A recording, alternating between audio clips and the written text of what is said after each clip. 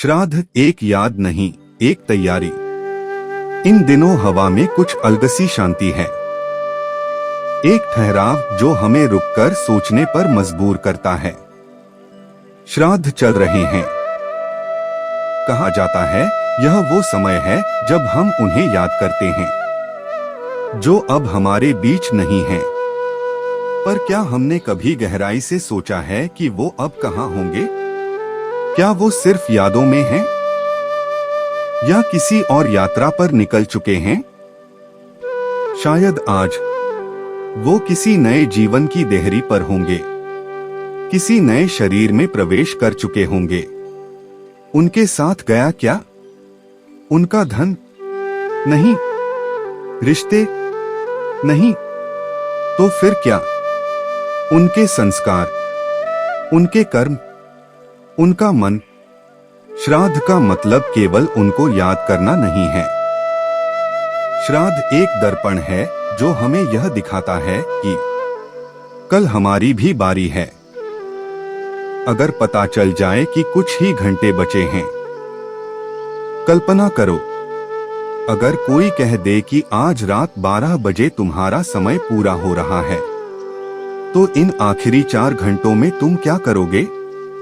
किससे माफी मांगोगे? किसे दिल से गले लगाओगे? किस बात को छोड़ दोगे जिसे सालों से पकड़े बैठे थे?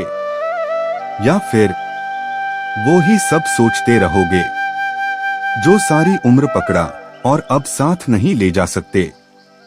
हर वो चीज जो दिखाई देती है यहीं छूट जाएगी, पर हर वो भाव, हर कर्म, हर वचन जो आत्मा पर अंकित है वह साथ जाएगा। इसलिए जब कोई बच्चा जन्म लेता है तो वो सिर्फ शरीर लेकर नहीं आता, वो आत्मा अपने बीते हुए अनुभव, संस्कार और कर्मों की गठरी भी साथ लाता है। तभी तो एक ही घर में पैदा हुए 2 जुड़वा बच्चे भी अलग सोच, अलग भाग्य और अलग प्रवृत्ति लेकर आते हैं। मैं कैसा बच्चा बनूंगा अगली बार? खुद से पूछो। अगर आज मैं इस शरीर को त्याग दूं और अगले जन्म में नया जीवन शुरू करूं, तो मैं कैसा बनकर जन्म लूंगा? वह जो छोटी छोटी बातों में मुस्कुरा देता है, या वह जो हर बात पर मन में गांठ बांध लेता है? वह जो सबका भला चाहता है, या वह जो दूसरों की सफलता देखकर जलता है? जो कुछ भी मैं आज हूं वही मैं कल बनूंगा। किस चीज पर हम ध्यान नहीं दे रहे?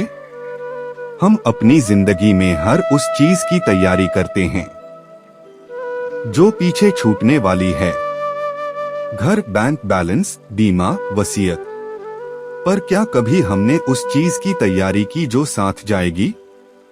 श्राद्ध हमें यही सिखाता है कि जब जाना है तो ऐसा ना हो कि अंदर कुछ अधूरा रह जाए। एक सच्ची घटना और एक सीख। हमारे केंद्र पर एक बुजुर्ग महिला आई थी। उनकी माताजी गंभीर रूप से बीमार थीं।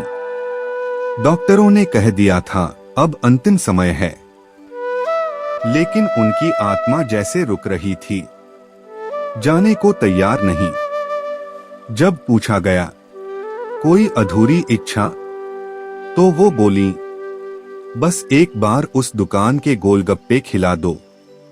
कल्पना करो, सारी जिंदगी बीत गई और आखिरी इच्छा थी गोलगप्पे।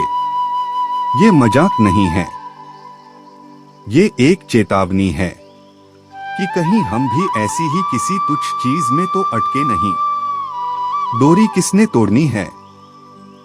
जब अंतिम संस्कार होता है तो पंडित जी कहते हैं, डंडी तोड़ो, अब इनसे नाता समाप्त। पर असली डंडी तो हमें खुद तोड़नी थी। कभी भी जाने का बुलावा आ सकता है।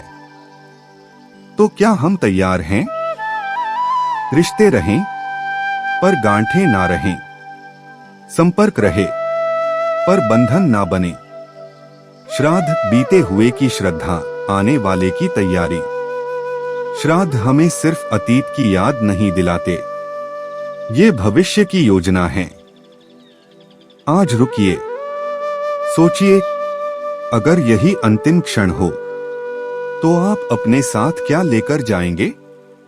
माफ कर दीजिए, माफी मांग लीजिए और हर उस चीज को हल्का कर दीजिए जो आत्मा को जकड़ कर रखे हुए है।